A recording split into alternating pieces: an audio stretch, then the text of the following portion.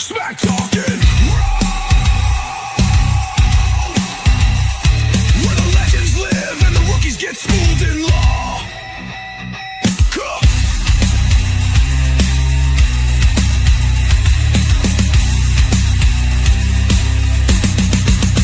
This ain't just talk. This is Smack Talking Raw. You ready, Pinky? Judge always Ron. Let's lay the smack down. Boom!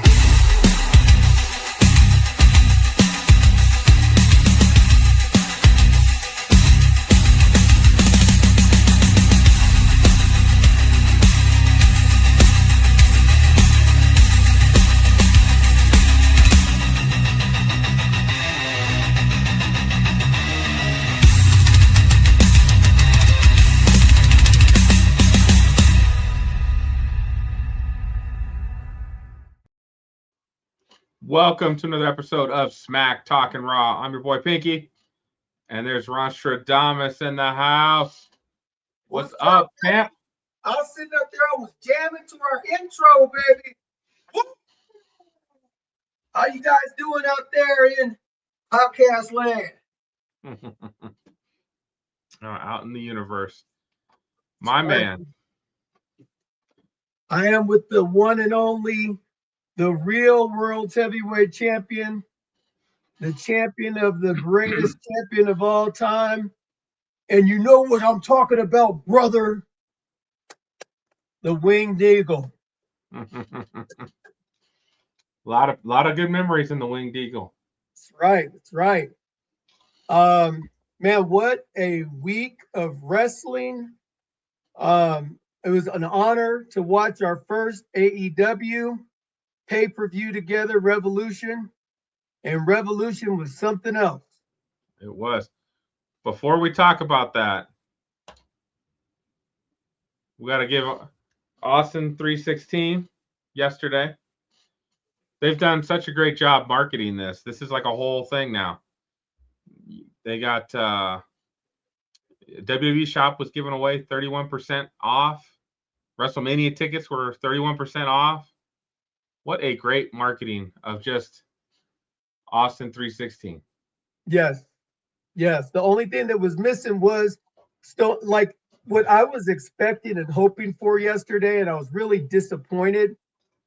I was expecting the glass to break and Stone Cold to come out and start the show and just have it like at a fever pitch from the beginning. You know, whenever that dude makes a comeback and shows, that's right. Anytime Stone Cold shows up and he comes in and he opens up some beers, it gets things going. It just gets the fans rolling, right? And so I was expecting that yesterday, but I mean, Stone Cold Steve Austin, in my opinion, he is the greatest of all time because he came over after a desperate situation of leaving WCW, going to ECW. They came in with the ringmaster idea, and then all of a sudden, he came up with this idea of this Stone Cold Killer, and he was going to make him great. And kudos to you, Austin. What? I said kudos to you, Austin. What? I said, what? I mean, his what is just as popular as the woo today. You know what I'm saying? So kudos to you, Stone Cold. Cheers to you, brother. And happy 316 to you guys today. I mean, I'll just never forget the feud he had with Vince McMahon. Like, just changed everything. Just everything. It was amazing. I was at that Royal Rumble. That's the only Royal Rumble that I've been to. And that's the one where Vince McMahon actually won the Royal Rumble, but they were fighting in the audience. And at that time, we didn't have the money to like partake being in the nice seats. So we were sitting in the cheap seats. And here's Vince McMahon and Stone Cold Steve Austin running between us. And don't forget, in that Royal Rumble, also The Rock and Mick Foley were in that Royal Rumble in an I Quit match. And that's iconic too. Just FYI. Anyway, kudos to Stone Cold. I'll give it to you, partner. Go and do your thing. All right. Well, let's talk about Happy St. Patrick's Day to everybody out there. Happy St. Patty's Day. Enjoy us hanging out with us instead of out there drinking. Probably safer that way. But right. El Perro, you're the first time I've seen you on here. Bring it, brother. I love it.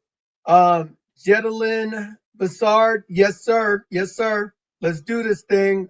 We're Smack Talking Raw, and I'm Ronstradamus. The reason why I get that name is because most of the time my picks are pretty accurate to what's going to happen. We'll talk about where we're at as far as the rankings going into this year, where we have a nice dinner at the end of the year, which I can't wait for, especially since I ain't got to pay for. Anyway, back to the lesson at hand. So go ahead, partner. I should have, since you're Ronstradamus, I should have asked for a handicap. Given me a couple picks just for fun. AEW Revolution. You were gracious enough to open up the house to the wrestling crew, and we came through. And I think at one point in the night, you were like, this is almost too much. It was. I was watching it. I was like, this is just like my mind was overstimulated for the amount of hours that we had to watch, right? So it was like, okay, this is too much. But I took me a nap during one of the matches so I could get my mind right. And then I came back for the most important stuff in the rest of the night. So before we tackle our main topic, I did want to I keep messing it up. I'm messing it up tonight, boss. Here we go. I got it. I'm gonna get us back on track. All right. This pay-per-view, and I will still say that when they want to take that next step, they're gonna do more of just getting on a streaming platform versus a pay-per-view. Because the pay-per-view is going to hold some people back. Yeah. I'm glad I spent the $40 to see this. It was completely worth it. Yes. The storytelling and everything was really on point, which normally you don't get with AEW because they rely on the wrestling, but their storytelling, all of the people that showed up as surprises and stuff like that was really cool. This match was fantastic. And when Homeboy got out of the wheelchair, I was laughing. I was having a good time. The Young Bucks family was there in the front row. They were getting involved. Man, this was fantastic. Great tag team wrestling. And I would definitely argue the Young Bucks would be one of the top tag teams with the Hardys and the Dudleys and the New Day and the Usos and Midnight Express, all those. But you also got to put FTR up in there as well. I think they're pretty good too. Yeah, they have the old school Arn Anderson and Tully Blanchard vibe. They have the old school vibe. They have it down really well to where Terry Funk and Wahoo McDaniels. They have that old shtick down. And these two teams, when they combine together, they put on magic. So kudos to the Young Bucks and FTR for putting on a spectacle for sure. Then we had the surprise of the night, Marina Shafir versus Toni Storm, which the timeless one is just amazing. Anytime you get to watch the timeless one. You told me you got a Toni Storm shirt, and I was kind of like looking at you sideways, but that shirt was really legit. I give it to you. That shirt was really, really legit. So good job. I enjoyed it, and then Robert liked it so much he bought it as well. So like I said, I'm gonna get me an MJF shirt, Big Hebrew. I found one on AEW shop. I'm gonna get me one. I just gotta wait. My wife doesn't like the wrestling T-shirts showing up every other week, so got to give it some time. She's like, you're not shopping at Macy's and getting clothes that I want to see you in. Right. You get me the clothes that I want to see you out of. Wait a minute, maybe there's a strategy there. Maybe. This had the surprise return of Ronda Rousey. Yes. Showing up in AEW. I don't know if this was just a kind of a cameo, one-time thing, or if she's going to come back and do something. But everyone banned from ringside, and at the end of the match, Ronda showed up. And so she helped put a whooping on Toni Storm. It's very, very interesting. My recollection of Ronda Rousey, and I remember when I told my wife that Ronda Rousey was my hall pass, right? And she's like, what? And I got to see who this Ronda Rousey is, right? And she sees her, and she's like, she looks like a dude. I'm like, no, she doesn't. And it, like, when we get into it, you got to earn it, bro. You ain't gonna get just like, well, I mean, like with me, the gangster of love, she's gonna come to it. But at the end of the day, I'm like, you got to work for it if she wants you to work for it. And that's what I'm talking about every once in a while, where you got to get aggressive to it. I'm saying, I'll go back to my gold dust character. I'll put the gold paint on, baby. I'm trying. You've got problems, my friend. I do. That's okay. Certifiable. So we'll see what happens with Ronda. If that was just a one-off, or she'll actually show up and do some stuff.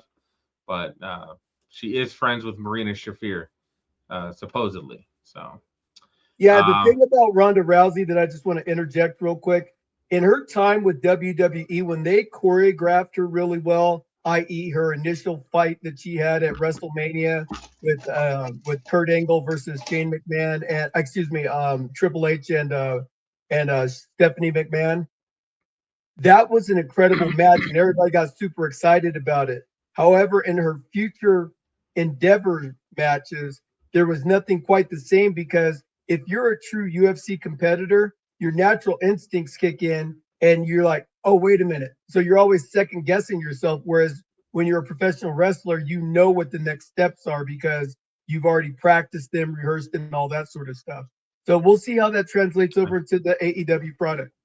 I mean, it was hard for her when she had to, like, actually, when they moved to, like, now she had to kind of do her own matches, and she had to put in all the work, and that's a lot to go, that's not something she was used to. So she did it well, but I think it was a lot on her. For sure. John Moxley and Takeshita. I'll just call him Takeshita. That's easier for me. Oh man, this was good stuff, buddy. This was good stuff. Again, the night was so filled with such great wrestling. Like, it was hard to pick out those moments. And then, of course, the end, as we get to the end. So let's talk about that for the moment. We'll finish that up before we go back to the topic at hand. So at MJF and Hangman Adam Page in a Texas death match, with a stipulation that Hangman, if he were to lose, could not challenge for the AEW belt for the rest of his career. The thing that that you may not have paid attention to, and I didn't make mention of it on Sunday night, but it caught me late in the night on Sunday. MJF was wearing tribute trunks to Terry Funk. Right. They mentioned that in the match. I remember. Oh, okay.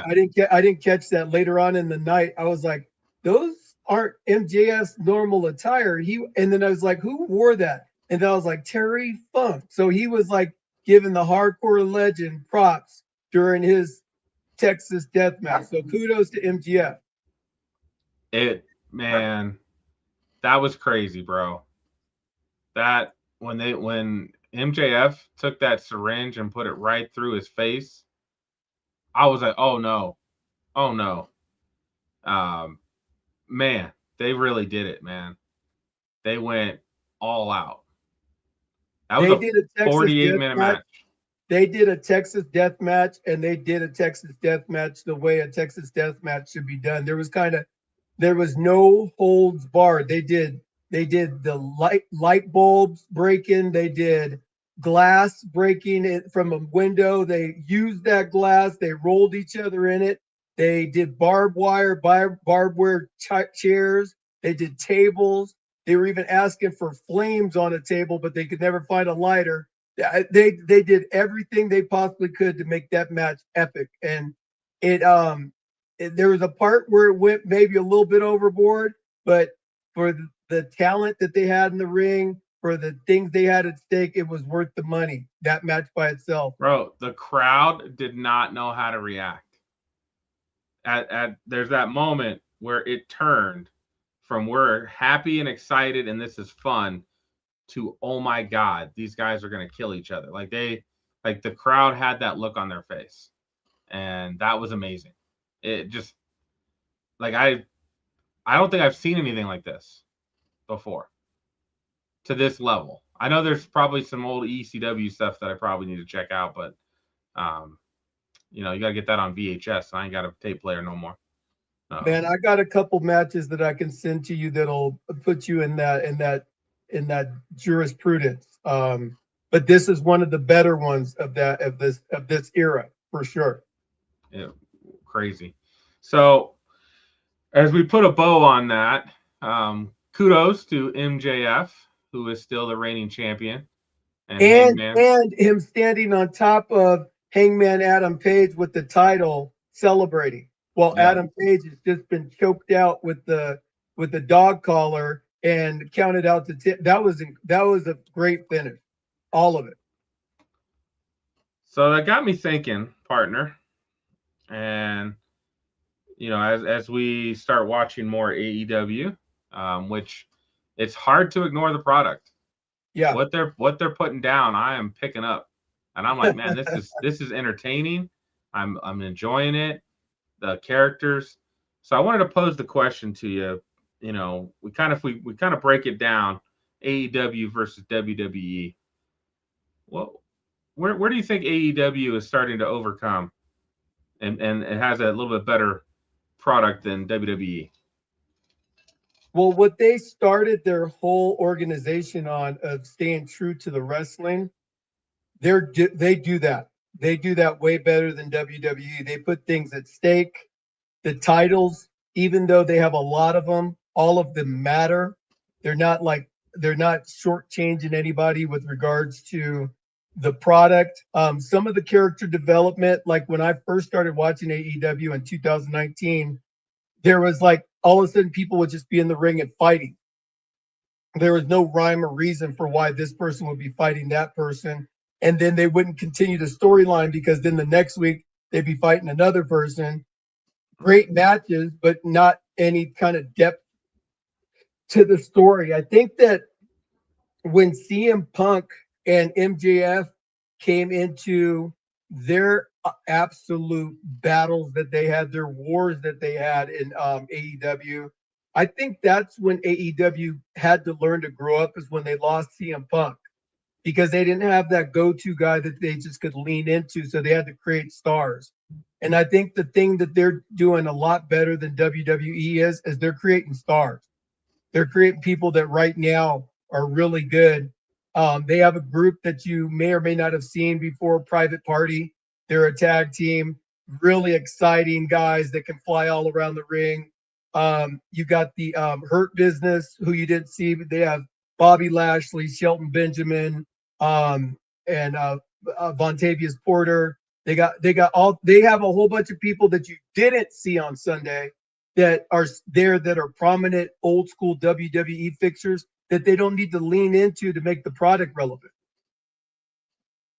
Love it. Would you say they're AEW's pay-per-view, we just watched one, and I think it was almost any better than most of the WWE PLEs last year, hands down. I don't even know if it was close. In fact, I think the closest was AAA Worlds Collide. To me, would have been the closest PLE to what we watched on Sunday. So that's a problem. Yeah, the only thing that Tony Khan needs to calm down with is that he's having 5.5-hour matches, and there's just a natural fatigue that comes with you're on a 10 from the moment that you start watching wrestling, and it's virtually impossible for us older guys to maintain that 10 for a bunch of hours. It's just a lot of wrestling to watch, and the investment that it takes to be involved in a 21-man battle royal. Tekla, who's incredible. Like, we didn't even show Tekla, that she was incredible. The girl that wrestled twice, Lena Cross and Willow Nightingale. Willow was incredible. The FTR and the Young Bucks, they were incredible. There was so much stuff, but there was a lot of stuff. So they need to condense it down if they're going to do that much to 3.5 hours, and people get left off the pay-per-views. And I'll catch you next time. But it was really entertaining, really entertaining. Would you agree at the moment that the wrestling is better in AEW? Much better. Okay. Would you agree that WWE's production, lights, cameras, and their, walkout songs, all that, better on WWE's side, right? I actually like the production of AEW better because it makes it more like it's a fighting environment rather than a production. When the guys and gals are walking out to the ring at AEW, it's kind of like they're the focus, not the production behind them. So it's like, MGF, his little scarf showed up and everything like that. Right. But everybody was focused on MGF when he came down. He comes down, he has his swag going. He's got his own thing going. He's got the diamond ring on his. The focus is on them, whereas in WWE, they have the production of like what's going on the screen. I use Rey Mysterio because he's the easiest one. Right. They got Rey Mysterio. Yeah, the Titantron is taking everything away from the performer. And that's something that's a huge thing because it just makes AEW's production feel more UFC / professional wrestling, whereas WWE is WWE content. It doesn't have a different look, doesn't have a different feel. There's been a couple times where WWE, when they were wrestling in the overseas, to where they had the ring set up different, and that was a nice aesthetic because it was like, oh, this is different. Otherwise, it's the same setup all the time for WWE, so it loses a little bit of its appeal. I love that you brought that point up because now I'm kind of thinking like, I mean, they do make it a show when Jon Moxley comes down to the ring, but the way that they present him, he's coming for a fight, and then he fights like it's a fight. So I love that. Thanks, and I didn't think of it that way, Ron. That's a beautiful way of thinking about it because that's exactly right. You just and again, their ramp is really short too. They keep it pretty tight, but focuses on the performer versus and they keep their aisle wide though. So it's like you got all these flippity floppity guys doing it, and none of them are ever afraid that they're going to run into a fan or anything like that because they have a large runway this way. So it keeps a little bit of the distinction of the fans and the wrestlers separate from each other is another thing I like about that. What would you agree that the women's division of AEW is not quite on the same page as WWE at the moment? Correct. I like WWE's women. There's a couple things. Number one, when I was going through the women's roster of AEW, Tekla is a great wrestler, very Liv Morganish. She's good to look at, and she can wrestle. I didn't really get that from any of the other girls that just were slopped. It was like they were found on the street. You can wrestle. Okay, come on, get in the ring. You know what I mean? Like, whereas WWE, it's like, okay, we're going to take you through we need to get you looking right, make sure that you're feeling all right because there's a certain demographic that you're going to get. And most of the time, the WWE nails it. I mean, Rhea Ripley, she's the oddball because she looks like something different. You know what I mean? Like, she ain't like, that's my girl. This is my girl, mom. You know, you're not bringing her home for that. You know what I'm saying? She. You are not bringing her home to mom or taking her to church on Sunday. That's for sure. Yeah, she's like, welcome to Brazil. No, you got to get out, chick. It's all good. You know, you got to go. You got to go. Gotta go. All right. So thumbs up, Pinky approved. This was great. Had a great time. I'm excited. That main event, and again, I know we felt. I want to say Robert, our buddy Robert, was like, man, at 9 o'clock I got to go, and I was like, oh man, then the last match should be coming on because I'm used to WWE. There was still 4 more matches. I know. When you mentioned there was 4 more matches and it was like almost 10, I was like, oh God, how are we going to get through this? Because I was like, I already slept through one match, which is We made it though. In fact, we made it, and my dad made it. He didn't sleep at all. yeah, He made came it with through. Oh, all right. So we'll talk a little WWE, but now we'll probably talk. We'll probably bring AEW into the fold on a weekly basis as well. We'll catch up and see what's going on. One of the things that people missed, WWE fans may have missed this weekend, El Grande Americano became the Reyes de Reyes champion, tournament champion That's over the right. weekend. That's right. So next weekend on their show, AAA shows on Saturdays on YouTube or Fox if you're in Mexico. He will be presented with a big ass sword for winning this tournament. And I tell you, my man, did you see any of it? I didn't see any of it. All right. Mexico loves them some El Grande Americano. Loves him. Like everything about him. They were cheering him and booing original El Grande Americano. Like they were booing him. They were booing Santos Escobar. They were booing who was the fourth guy that was in that match? Because it was a 4-way for that. Oh, La Parca. They weren't really booing La Parca, but they weren't cheering like they were cheering like for El Grande.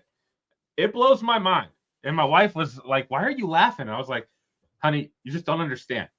Here's this German who speaks fluent English, Spanish, German, French. He speaks like 7 languages. Ludwig Marcel, his real name, does.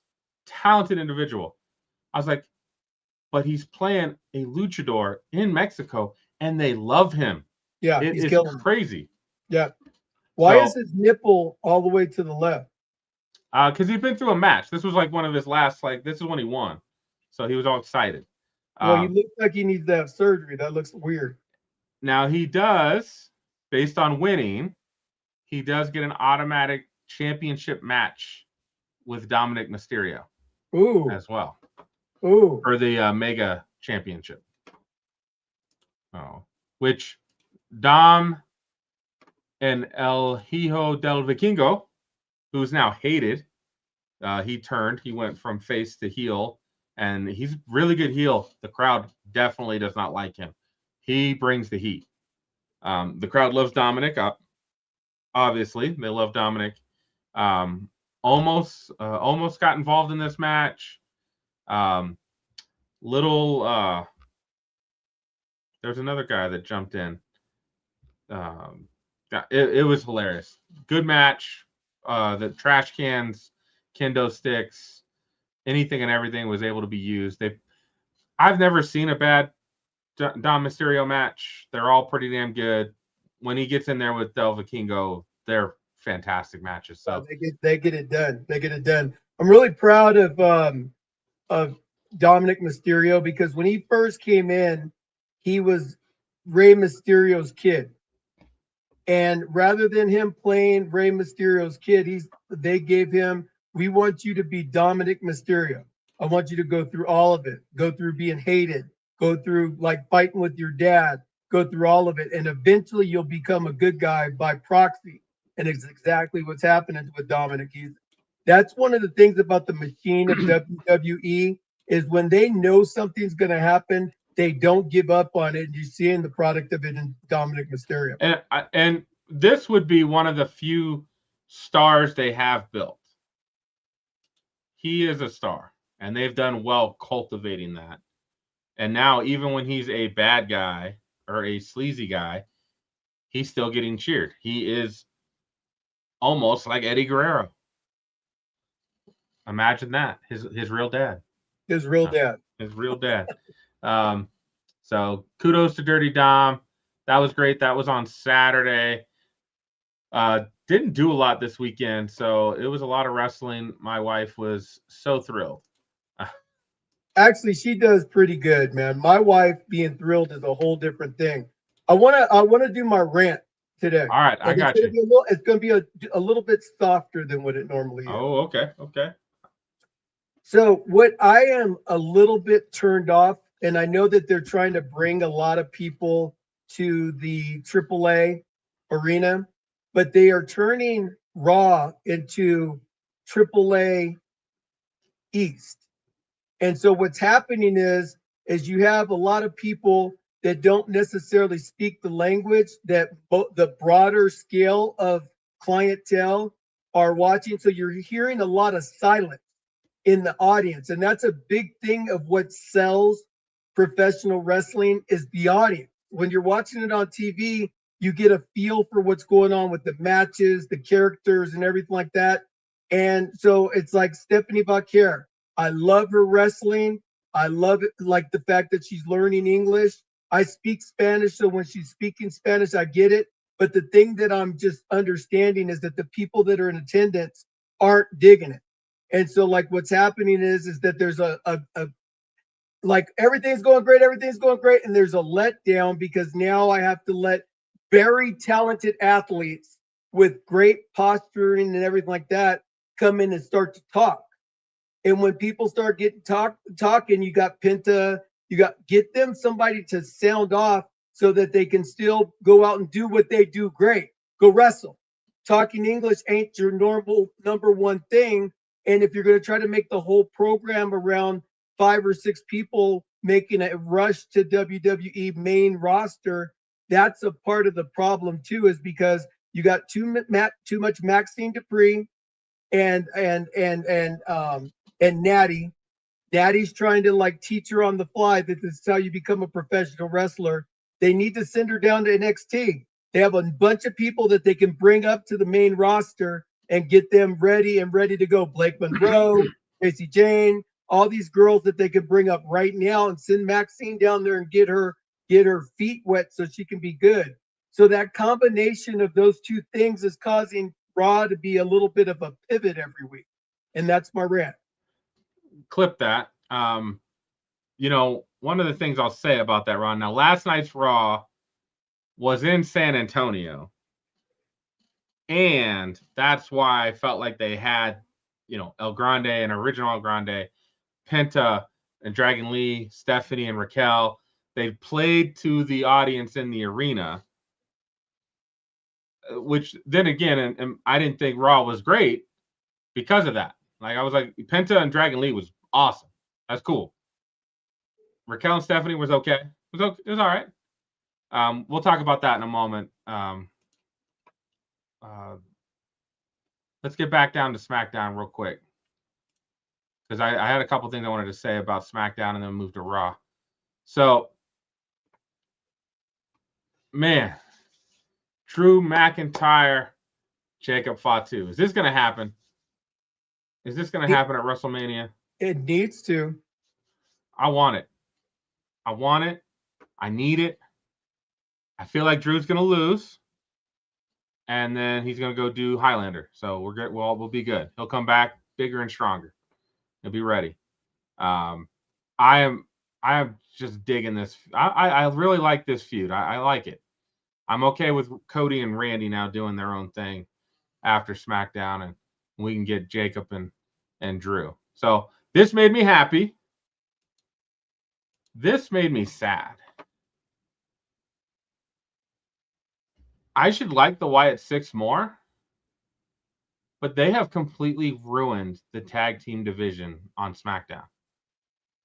I can remember a year ago, the SmackDown after WrestleMania, there's a table, ladders, and chairs match that had us losing our mind.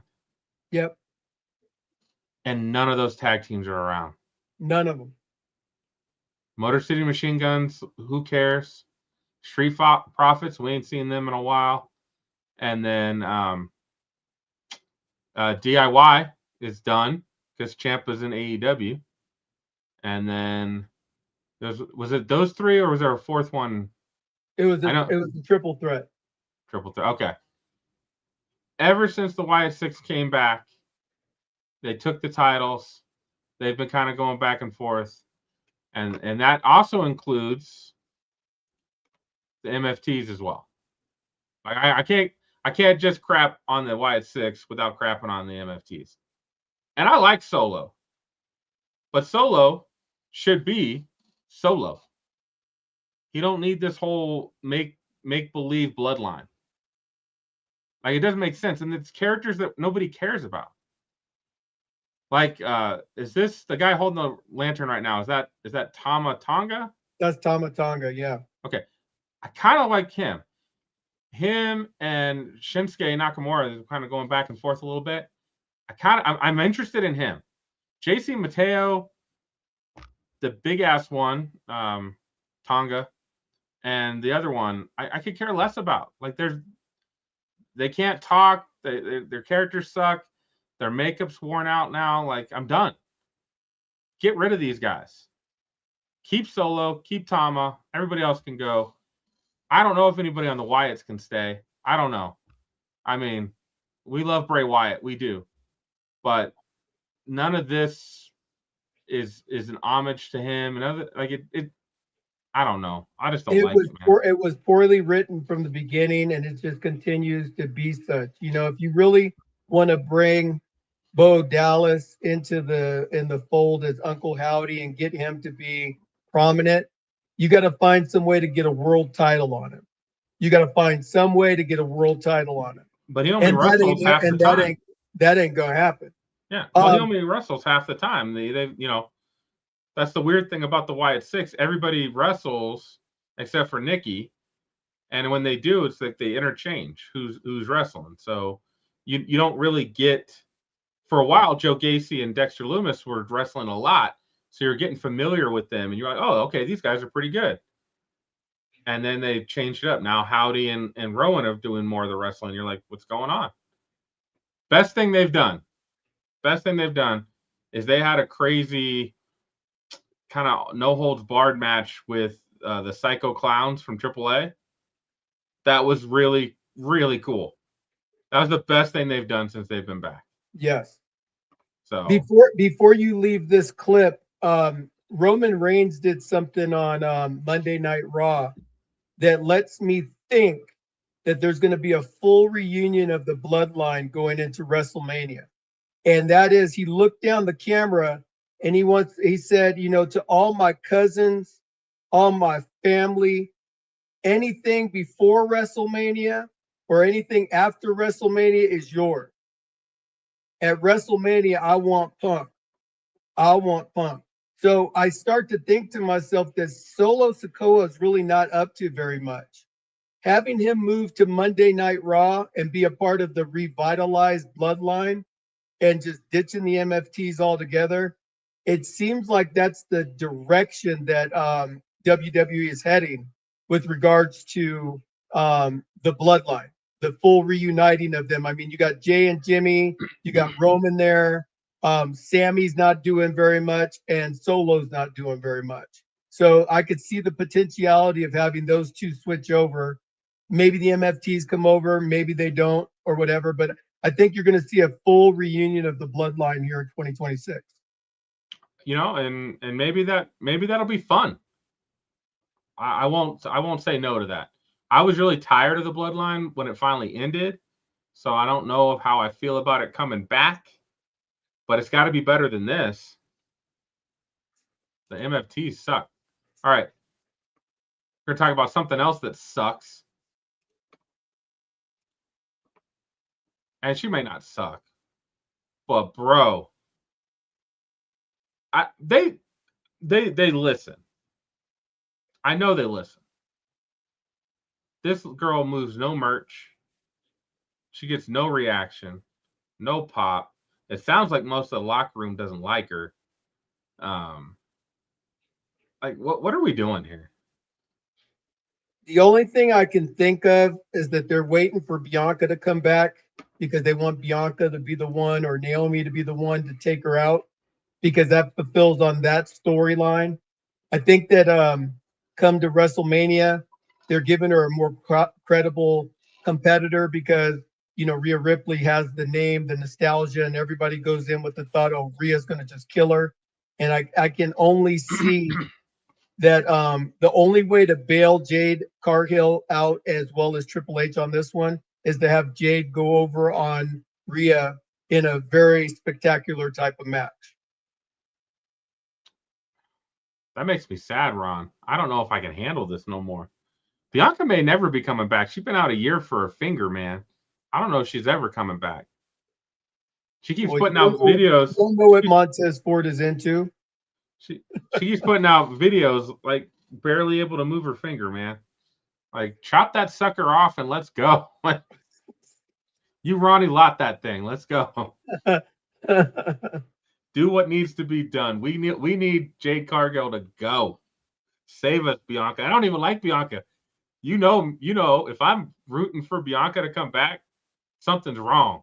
Well, this is all booking, though. That's one of the biggest problems with SmackDown is that they're booking. When Road Dogg Jesse James was in control of SmackDown, I mean, the whole program sucked. Every single bit of it sucked. And Jade Cargill, I think they just mailed it in that we're at least going to get her to WrestleMania. Let's get her a credible opponent, and then we'll have her beat Rhea Ripley, which will get people to be behind her a little bit. Have her have some more matches. If she doesn't pick up steam by SummerSlam, then we'll replace her with somebody else. So let's see. What else do we got going on here? We got, this is the tag team I didn't know I needed, but I'm all right with it. I just like seeing R-Truth wrestle. You know, the fact that he's 50 something and he's out there doing his thing. I like that. So I have a question. When R-Truth was trying to join the Judgment Day and Damian Priest was giving him hell about it, how did they get integrated in? Because I didn't catch that. How did R-Truth get integrated in? With Damian Priest. Like, how did they become like, we're cool now? You know, just because he was always around making Damian laugh. So now he's just always there. So that's like a thing now. Like Damian, him and Damian are tight. So good to have him back on, have R-Truth back on SmackDown. And it's good to have Damian Priest no longer on main event. Good job. I mean, he's done something right? He's gotten back into the good graces of somebody. I think he basically just peed in Triple H's cereal because he was too drunk on the plane. Didn't realize what he was doing. So he had to eat some shit for a while. That's how it works from what I've been told. True story. You mess with the bots, you got to eat shit. Well, Triple H had to do it with this thing with the click and the curtain call and everything like that. So yeah, that would definitely be something that would be a thing. All right, let me switch over. I think Jelly Roll's making it to WrestleMania, baby.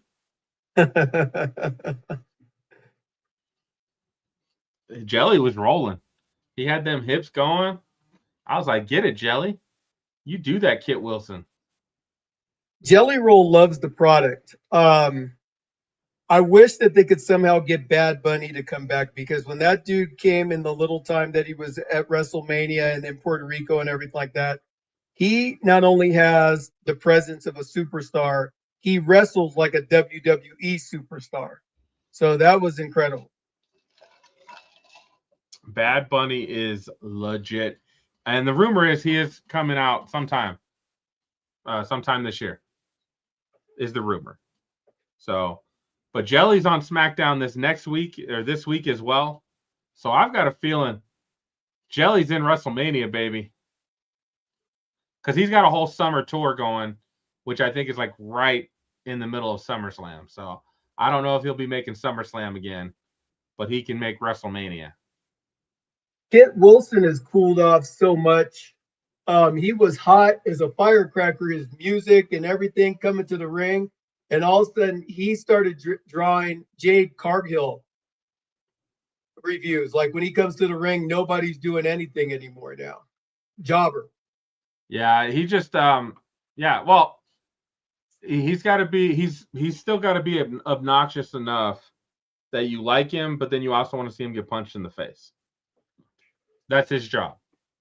And I think my buddy Danhausen has taken some of his comedic relief away, and that's cooled him off a little bit as well.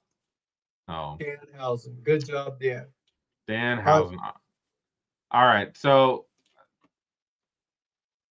I am of the belief Kiana James is going to steal that U.S. title from Julia. It's going to happen. She needs to, because she's got, I mean, Julia has got a look and she's incredible as a wrestler, but again, she doesn't speak the language very well. So you got to have somebody that's got the belt that can represent and articulate a feud, right? Asuka was the greatest champion ever, but like when it came down to it, you put a nobody messed with Asuka, right? And it's like, all right, cool. You know, like what else you got? Well, she does that really weird English, Japanese. We don't angry, not angry. Like she does it really well. But again, she's been doing this for years now, so she's taught herself that. Julia needs to get there, Yeah, but I don't know how long they're going to give her to get there, which is unfortunate because she is a fantastic wrestler. fantastic wrestler. But yeah, when she comes out, man, nothing.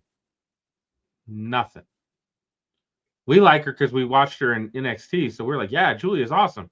Well, I watched her when she was in NJPW, New There's that Japan too. Pro Wrestling, and everything like that. So she has all of the skill sets that you want in a professional wrestler. But if you don't have the, like Kiana James, she's pretty, right? So people don't want to see her in the background of the girl that they don't understand for a whole long time. Period. Right.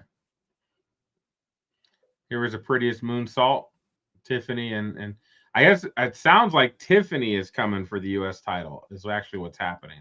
Yep. So she's probably going to get that pretty quickly. The moment of the night. I mean, well, there's a crazy moment of the night, but the wrestling moment of the night for me was Jacob Fatu and Trick Willie. That was so much fun, and I think they both showcased. They both look great. We had some shenanigans happen that caused Jacob Fatu to lose. But what'd you think of that match? Man, I thought that they had backed themselves into the corner with putting Trick Williams and Jacob Fatu in the ring with each other, because there's no upside to either one of them winning at the expense of the other person. And throw in Drew McIntyre to it, and it made both of them still look strong while still giving Trick Williams that push. Also gave some gasoline to the feud between Fatu and McIntyre. So that was crucial. Yeah, are we gonna find out who knocked Fatu's teeth out? Are we gonna get the conclusion of that at all? I think it eventually is going to come to that it was Cody Rhodes. Like 2 years from now? I don't know, but at some point in time, it's going to come down that it was Cody Rhodes. All right.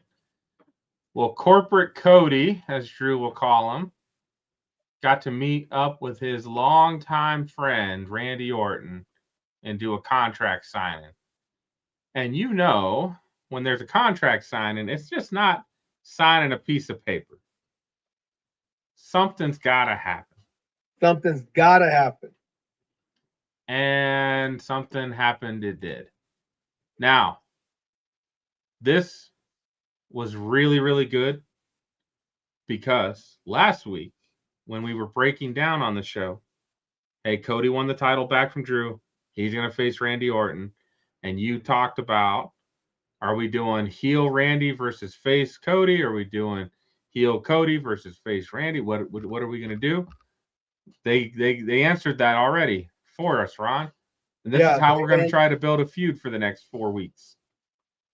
The interesting thing in that is that as much as Randy turned heel, we gave the fans what they wanted, which was Randy Orton turning heel. So there were the egregious cheers that went along with that, like, yeah. So I don't know if at some point in time you might see a double turn. They're going to turn Cody at some point, but it's not right now, man. They just wait till Oba is much bigger and selling more t-shirts, and then we might be able to get to where we could do that. But right now, Cody's the main merch guy. He's the hero. He's the one that's got to overcome the odds. Yeah. He's going to be face all. He's going to be face all of 2026. I'd put money on it. All right, I So like it. this was great. Cody ending up in the stairs. Randy hitting him in the face with a chair, making him bleed. It was pretty awesome. It was The only pretty thing that awesome. was missing was the syringe. Ooh, buddy. I I don't think Cody would have signed off on that one. I think that's my new move to people is I'm gonna just get the syringe out and people will start. Ain't no one standing still long enough for you to do that to him, Ron. That Just so ain't you no know. joke. That could have went all kinds of wrong when you think about it. Like if Hangman Page would have been like, "Oh hell no, I'm not doing it," they're struggling for it. You could have stabbed him in the face, in the eye, or whatever. I feel like Hangman's done that before, to where he's like, "It's cool, I can take it." I feel like he had to have practiced that. Like, I can take it, because damn. All right, Monday Night Raw. As we talked about, it was in San Antonio. The most memorable part of Raw is the beginning and the end. The beginning, we have Seth Rollins and his hooded squad run all over the place, and him calling out Paul Heyman. And then Paul Heyman looking scared and worried. He's such a good actor. He really is. And he calls out the Beast. F-A-F-O. F-A-F-O. FAF5. Boom. Dun, dun, dun. And he came down and he literally ran through some of these poor guys. I was like, oh, shit. Yeah. Brock Lesnar is a beast. And you know what? He could be a beast easily until his 60s. Because, I mean, the way he just throws people around, that's just God-given strength right there. He's amazing. And I didn't think it was going to happen. I didn't think it was going to happen. And then the Oba chance happened. And then we got this. Look at that face. Brock Lesnar, something happening to Brock Lesnar that I don't know if he's ever seen before. Look how high up he is. Way up in the sky, and he takes a fall from grace. Yes. He takes a fall from grace. And I love that they did this for Oba, because I'm like, why are we messing around with Oba? Him beating up all these mid-carders doesn't make him look stronger in my eyes. I already know how strong he is. He used to whoop Trick Willie's ass. Like he didn't mess around. He's the ruler. Like he don't need to mess around with all these mid-carders. This is what we needed. And then I don't know if you caught it, but when Oba is standing over him, Brock Lesnar's got it. He's like leaning up, and he's telling him, "Put your foot on my chest." Yeah, I caught that he was having a conversation with him for sure. Because this is your moment, kid. I'm putting you over. I'm looking scared. I'm looking weak. This is your time now. And then also he pointed at the sign, so I wonder if he told him to point to the sign too, so that like officially makes it that they're having a match at WrestleMania. So, and they are. It was announced that night, so we are good. The people have what we want. Now I don't know how. Like again, depending on how long Lesnar's here, I don't know. The rumor is he's retiring at SummerSlam. Is the rumor? Could be true, maybe not. But if he's retiring at SummerSlam, I feel like you can't have him get demolished at WrestleMania, because then are you just going to have him face Gunther at SummerSlam and take his ass out again? Right. He goes out with a whimper instead of like a beast, right? We don't want that. Maybe Brock Lesnar wins Money in the Bank and challenges the champion at SummerSlam. Wins the title and then retires and leaves it out. So now they have to have some kind of tournament or whatever to like make it happen. They got to do something to spike WWE up. So And then I did want to mention this match, the Stephanie Vaquero Raquel Rodriguez match. And Stephanie's getting her ass beat at the end after she won. She's getting beat up by Liv and Raquel. And then Io Sky comes down. But there's been really no interaction. They've had a match. They've got some respect amongst each other. But there's not been, like, they're not friends. They're not doing background segments. Io comes down, helps get her up, and takes a good licking for it. And then we don't see Stephanie go over and make sure Io's okay. Like, I don't know. This whole thing that whole getting Io involved in this just didn't make sense to me, in my opinion. Stephanie just doesn't have any friends. She had Nikki Bella for a while. She doesn't have any friends, so somebody just stood up for her, and Io doesn't have Rhea right now at the moment. So maybe Io's just trying to strive out to see who's going to be my next Rhea. Maybe that's it. And then we've got the Danhausen update. We're going to do a weekly update until he wrestles. We'll see if that ever happens. All I know, this dude came out with a t-shirt cannon. And not just like your normal t-shirt cannon where it's just like this little one. This thing was like a full-on rocket launcher. Yes. Launching t-shirts. Yes. And that's like his t-shirt is the number one selling t-shirt. It should be here in 2 weeks after they ship it. He's moving merch. At some time we got to wrestle though. Come on, Dan. Your fans need you to wrestle. Well, some parts of it is the character development of it, right? Because at the end of the day, when you have a wrestler that just starts coming in wrestling, like at some point in time, he's going to lose. He's not going to be on a Bill Goldberg streak. So you got to kind of build his character so people get behind him a little bit. And then if they're smart, they turn him loose and have him do some stupid stuff at WrestleMania to where Backlash, they get another opportunity to get a peek at Danhausen wrestling because he's making up for something that happened at WrestleMania. So, definitely don't want him on the card of WrestleMania. Yeah. I mean, he could be on Raw or SmackDown.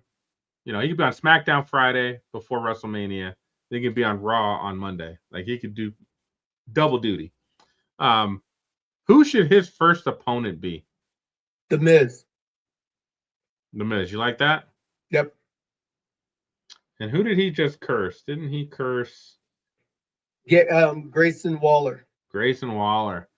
Grayson Waller's already cursed. He didn't need that. His career's already gone down the toilet. Oh, poor guy.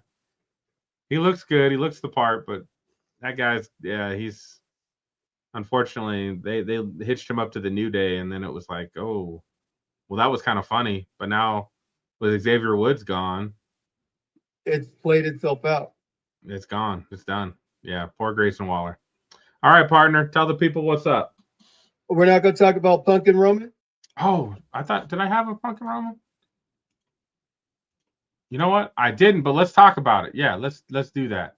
Your audio is messed up, so I'll take this. So, the thing that I love about this battle is that they found a way to fill in the gaps while Roman's been doing whatever he's been doing. So now you got the Usos involved in it. You have the potentiality of other members of the Bloodline family coming to be a part of it, all including and building up to The Rock being one of those people as well.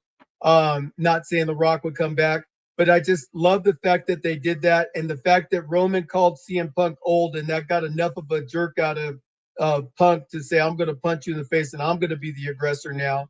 I think that, but they need to get out of this repetitive mode of we meet in the ring every couple of weeks and we talk about what's going to happen at WrestleMania. They need to do something a little bit different, a little bit more with this feud going into it. But I am excited about seeing these two wrestle at WrestleMania now. So have they? And that's probably the most important thing. Have they finally? Your audio is terrible. So I'm gonna take us out, guys. I know Pinky has some stuff that he wanted to talk about and everything like that, but we can't do the show without you. So whether you're watching this thing live or you come back later on, right now we're at about 200 subscribers, and we're not stopping until we get to 200,000. So if you want to hurry up and get rid of us, get more people to come. We'll gladly bow out.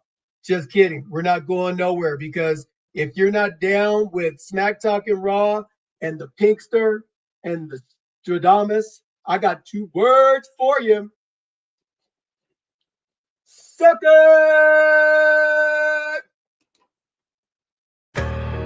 Yeah. Smack Talking Raw. Ron and Pinky in the house. We the main event, yo, the crowd gon' scream. Cena hit the ring, you can see me theme.